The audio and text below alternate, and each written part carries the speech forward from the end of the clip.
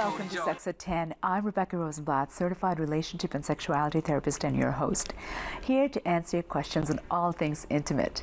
Whether you're stuck in a relationship dilemma, have issues with your body, trust, trauma, addiction, or orientation, or just need a little help with turning up the heat in your bedroom, give us a shout at 1-800-968-7836 and let's chat. Everything's fair game. If you've thought about it, we can talk about it. Let's begin with a discussion on what women want in bed. And to help me with that, we're being joined by one of our favorite guests, Dr. Jane Greer, host of Shrink Wrap on Healthy.net and the author of What About Me? Stop Selfishness from Ruining Your Relationship, a brilliant guide on being mindful of your partner. So gentlemen, start your engines and get ready to call in if you want to ensure that you're giving your female partner what she wants in bed. As we welcome Dr. Greer to share her words of wisdom with us tonight. Welcome and good evening. So nice to have you joining us. Thank you. It is such a pleasure to be able to join you and talk about what women want.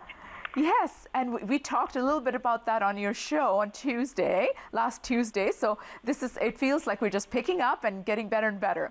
Now, Dr. Greer, many movies and books have been dedicated to what women want, the funniest of which was a blank book published by a guy. So I'm very happy that tonight we'll try to solve some of the mysteries involving that topic, particularly when it comes to our sex lives. But before we do, maybe you can comment on why is it that many men don't know what their female partners want?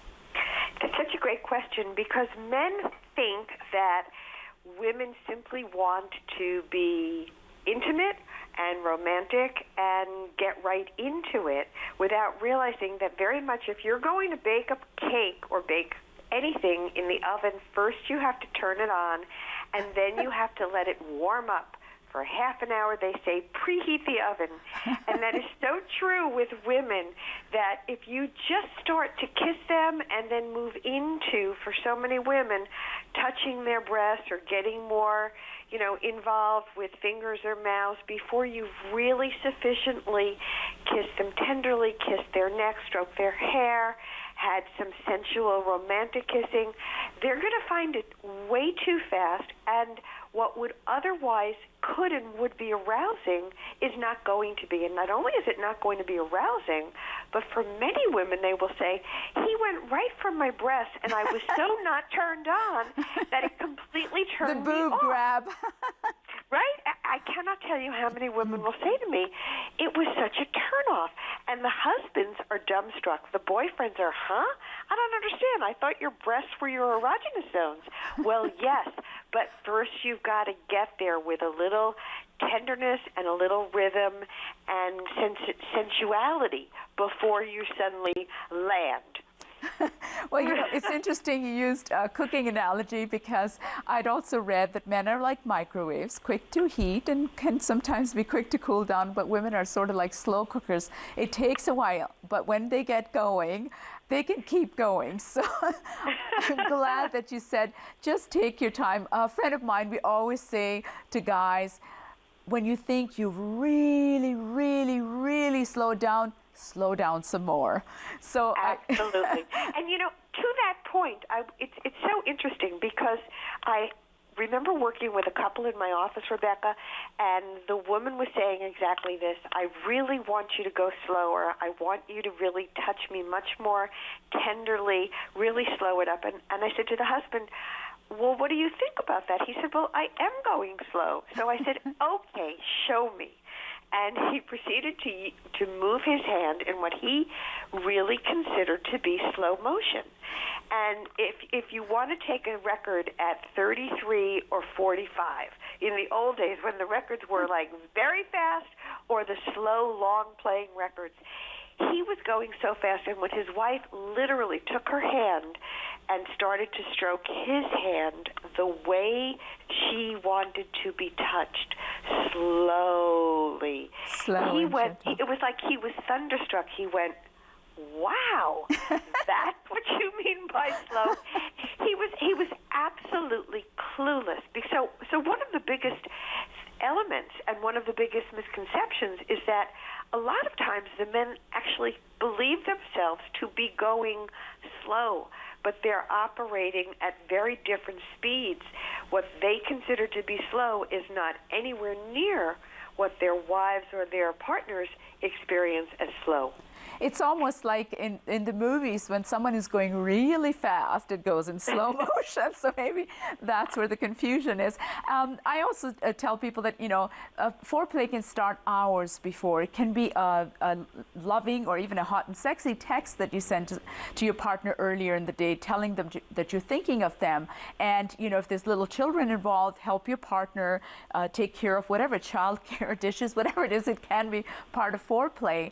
And one of the things that a lot of women love that I suggest to the gentlemen that'll talk to me about this is let her have a bath, and while she's bathing, take her robe and cuddly little socks, throw them in the dryer, and when she comes out, maybe comb her hair and wrap her up in a warm towel or a warm robe. It's so nurturing that lots of women say that I just melt in his arms, and it's like, go ahead, take me.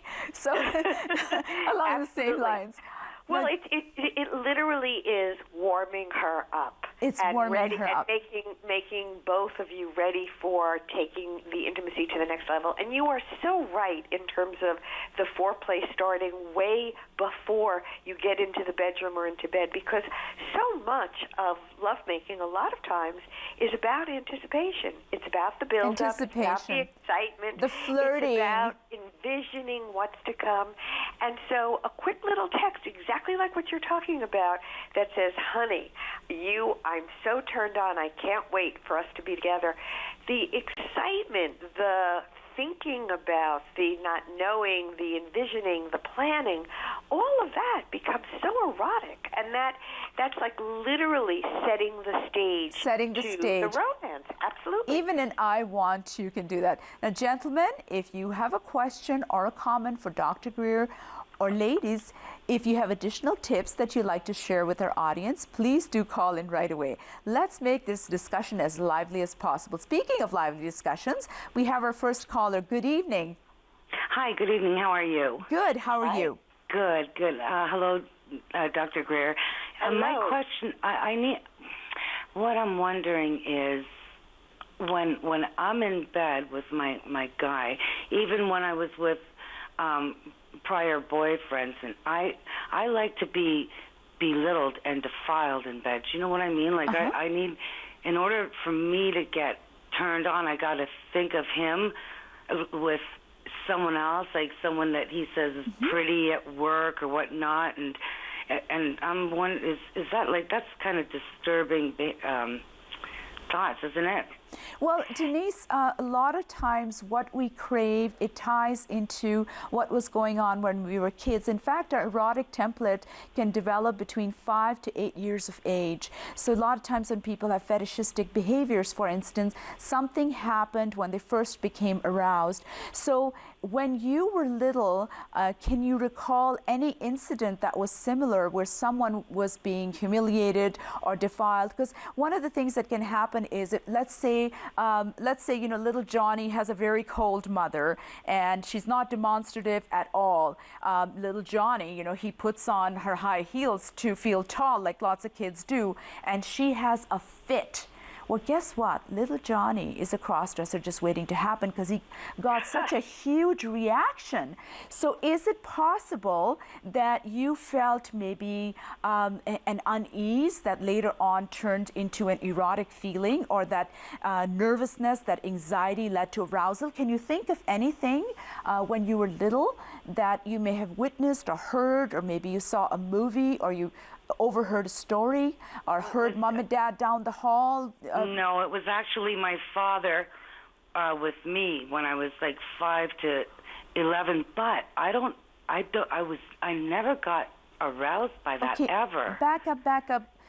Denise, you said your father did that to you? Yeah, he used to do stuff. Okay, so Denise, you're talking about trauma reenactment. It's not just a fetish. Fetish can sometimes be, maybe an earlier partner, but this sounds like trauma reenactment to me, where you're kind of reliving that again and again, which is very serious. So then it's not an erotic play. If it was just a fetish, I'd say, okay, fine. If it's doing it for you, that's fine. But it sounds very much like trauma reenactment to me. Dr. Greer, do you have something to add to that? Yeah, I agree with you. Excuse me, 100%. And sometimes what happens in order to survive the trauma, it becomes eroticized in a way that even though it feels very devaluing and humiliating in the sexuality of it, it becomes exciting and a turn on, so that it's a way to encompass and be cope at with ease it. And be at ease with the climax and orgasm that may result.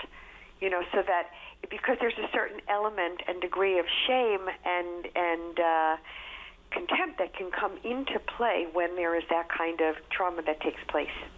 And you know what, Denise, one of the things that a lot of people who've been abused, a lot of incest survivors, don't understand what's confusing for them and what keeps them from getting help from a therapist is, it's, you know, like if even if you don't want to see an awful picture, if your eyes are working, I show you an awful picture, you're going to see it. If I'm making a screechy noise, you don't want to hear it, but your ears work, you'll hear it. If I give you something horrible to eat, even though you hate the taste and you don't want it, your taste buds will taste it. Same way when you get touch in certain areas, your body can respond by being aroused, because the nerve endings in that area, they're supposed to arouse you. So the nerve endings are doing what they're supposed to, whether you want to or not. And that can be really confusing for a lot of people. They're saying, how did I enjoy that? How did I become aroused by that?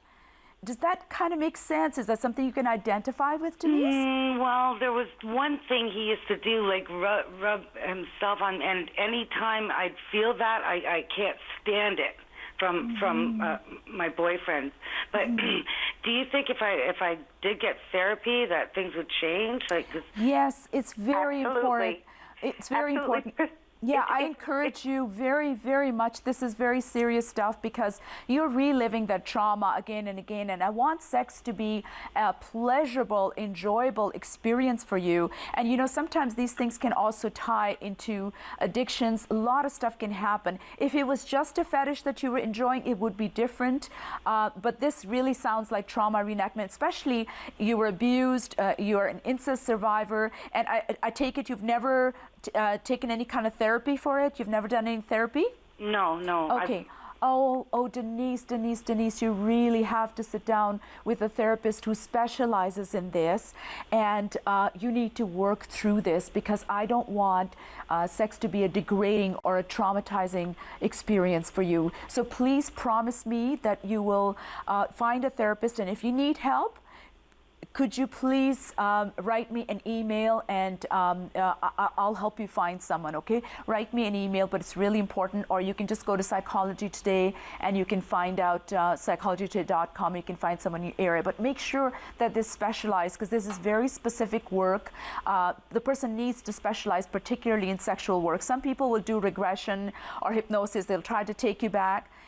But it can just, it can really, really freak you out. You don't want to open up a wound and not know what to do with it. So a therapist who's doing work with you should be able to work with you in a way that feels safe and that doesn't re-traumatize you. Because sometimes when people get you to revisit it, you can become re-traumatized and you can start post-traumatic stress disorder. So I really need you to promise me, will you promise me that, Denise, that you I promise you I will email you, Rebecca. I promise. Okay. Thank you for your call. I'm really glad you called. I'm so glad you called, and it must have been a tough step for you. So thank you. Dr. Greer, we have another call, but please don't go away, because we still have a lot going on in our discussion. Mike, we're going over to you. Good evening. What is your question? Hi, Mike. Hi there. Hi. My name is Mike. I